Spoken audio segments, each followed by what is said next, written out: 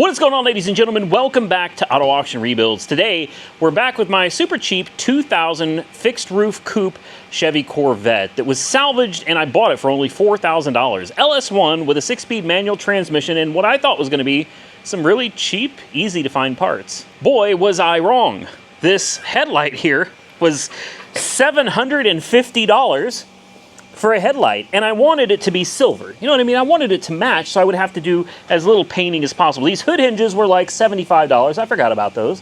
This was $350 for this fender, plus $200 shipping. So $550 for the fender, and the best part is, I bought a silver fender, so it wouldn't have to paint it, right? It already matched, except the seller didn't show this in the listing clearly.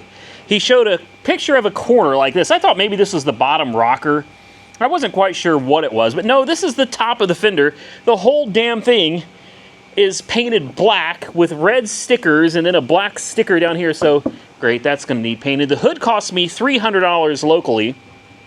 I had to drive, I think, 3 hours one way.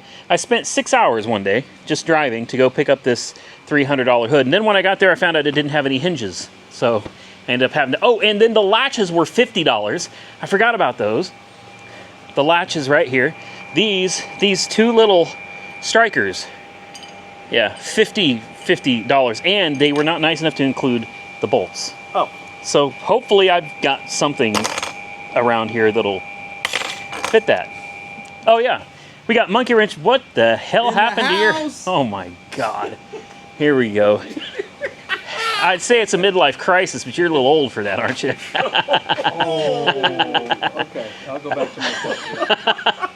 It's all right. I'm going through one myself right now. You shut me down. I hear men sometimes go through several midlife crises in their lives.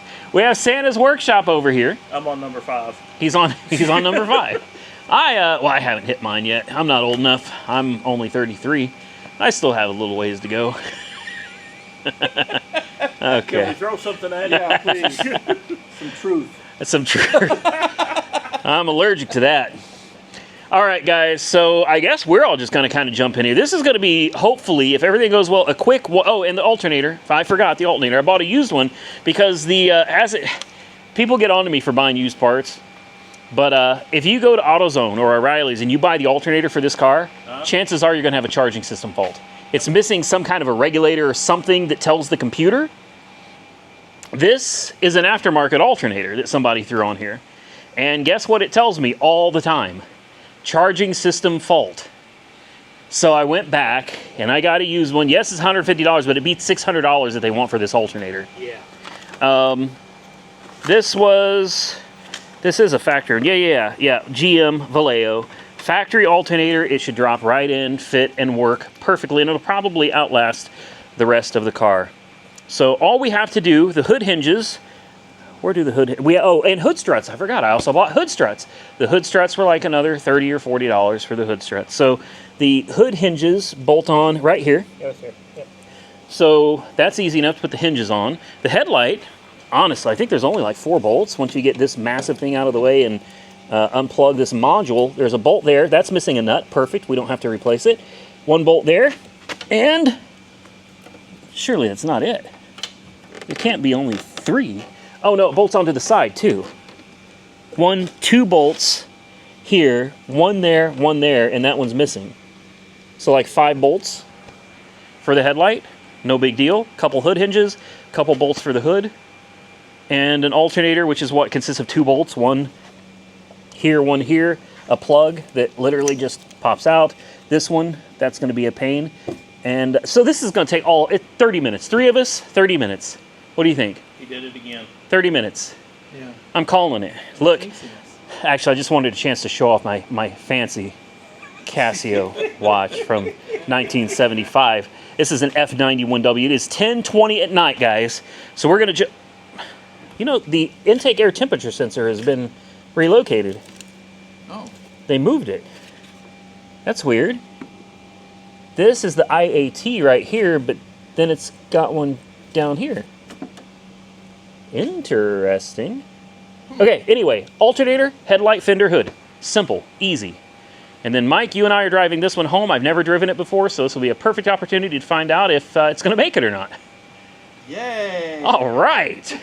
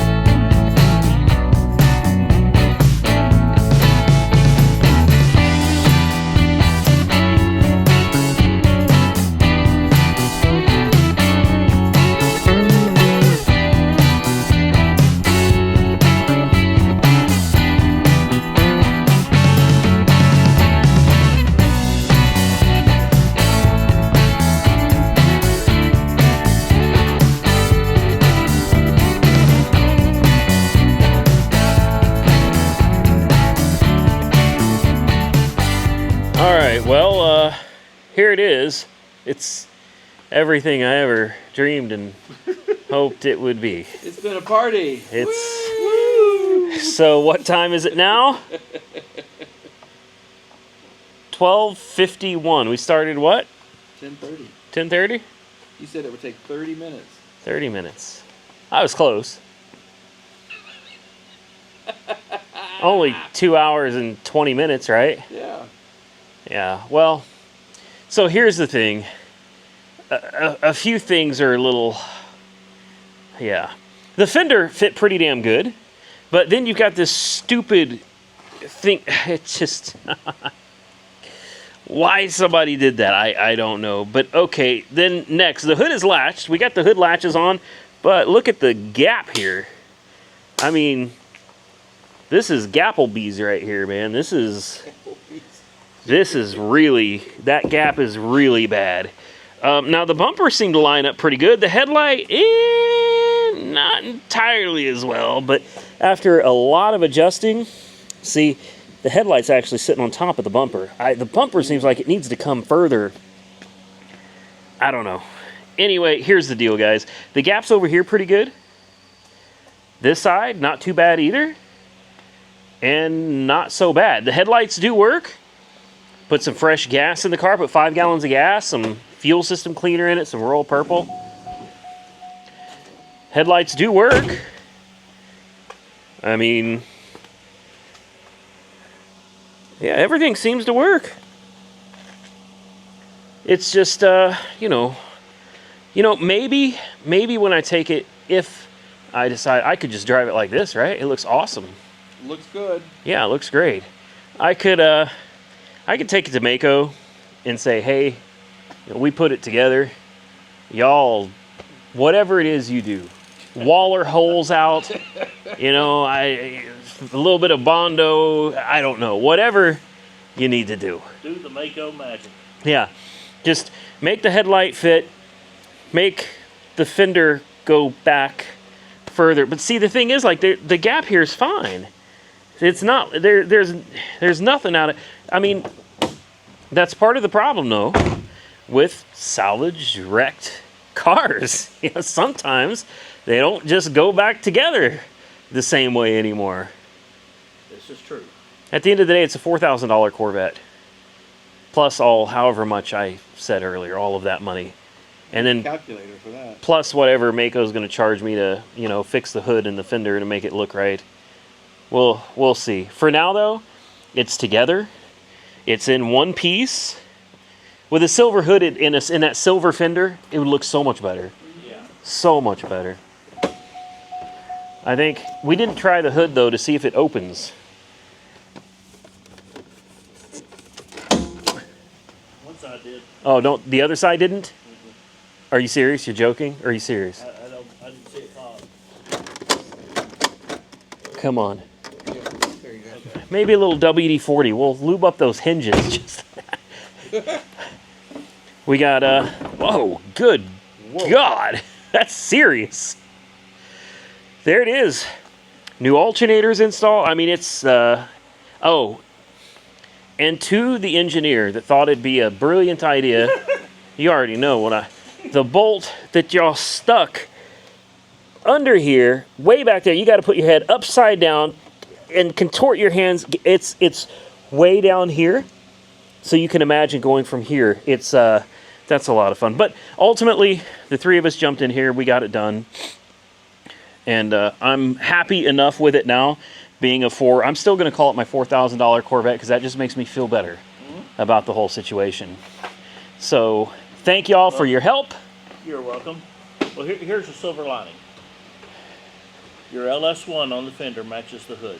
Yeah, that makes me feel so much. Makes me feel so much better. Big shout out and thank you to Santa's Workshop. Big shout out and thank you to Monkey Wrench Mike. We had a day, man. Well, it's 3 cars one day. Yeah. Monte Carlo, this Corvette, and your Saab. My sob story. What a day! I want to go drive it. What a, you should, let's put a. I got a light bar right there. You can mount to the front. Strap it to the top and go. Go check these guys out. I'll have links to them directly below this video. With that, I'm going to get out of here. I hope you enjoyed the Corvette rebuild video. This was supposed to be titled "Rebuilding My Salvaged Corvette in 2 minutes." Or something like 8 minutes? 10 minutes. 10 minutes. 10 minutes. It was supposed to be 10 minutes. Instead, it took 2 hours. Now, with the power of warp speed and editing, we might still be able to get this video close. 20, maybe 20, 15, 20 minutes. Right? That's reasonable for 2 hours and 20 minutes of work. If you guys enjoy the channel, do me a favor, hit the thumbs up button and subscribe. I'd appreciate it. Till next time, stay safe out there, everybody. I look forward to seeing you all again very soon in the next one.